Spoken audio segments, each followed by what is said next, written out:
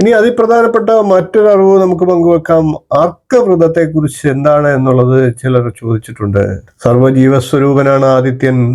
ആദിത്യപ്രീതിക്കായി ഞായറാഴ്ച തോറും നടത്തുന്ന വ്രതത്തെയാണ് അർക്കവ്രതം എന്ന് പറയുന്നത്. സൂര്യോദയത്തിന് മുമ്പ് കുളി കഴിഞ്ഞ് നിത്യധർമ്മങ്ങൾക്ക് ശേഷം ഗായത്രി ജപിച്ചുകൊണ്ട് സൂര്യഭഗവാനെ ഉപാസിക്കുന്നതാണ് അർക്കവ്രതം. മൗനമായിട്ട് മന്ത്രജപം നടത്തുന്നതാണ് നല്ലത്. ഗായത്രി മന്ത്രത്തോടൊപ്പം അല്ലെങ്കിൽ ഗായത്രി മന്ത്രത്തിന് പകരമായി മറ്റ് സൂര്യസ്തോത്രങ്ങളും ജപിക്കാവുന്നതാണ്. സൂര്യാസ്തമയം വരെ തുടർച്ചയായിട്ട് ഈ മന്ത്രം ജപം മൗനമായി ജപിക്കുന്നത് വളരെയേറെ ഫലപ്രദമാണ്. പകൽ ഒരു നേരം മാത്രമേ ഭക്ഷണം കഴിക്കാവുള്ളൂ. സൂര്യാസ്തമയത്തിന് ശേഷം അടുത്ത സൂര്യോദയം വരെ ഉപവാസവും ഉണ്ടാകണം. അങ്ങനെ വ്രതം നോക്കുന്ന വ്യക്തികളിൽ ധാർമ്മികമായിട്ടുള്ള ചിന്തയാണ് ഉണ്ടാകേണ്ടത്. സർവപാപ പരിഹാരമാണ് അർക്കവ്രതം. ധനസമ്പാദനത്തിനും ഐശ്വര്യം ലഭിക്കുന്നതിനും അത് തലമുറകളോളം നിലനിൽക്കുന്നതിനുമൊക്കെ സഹായകരമാണ് അർക്കവ്രതം. ഇതെല്ലാം അനുഭവസ്ഥരുടെ അനുഭവ സാക്ഷ്യം കൂടിയാണ്.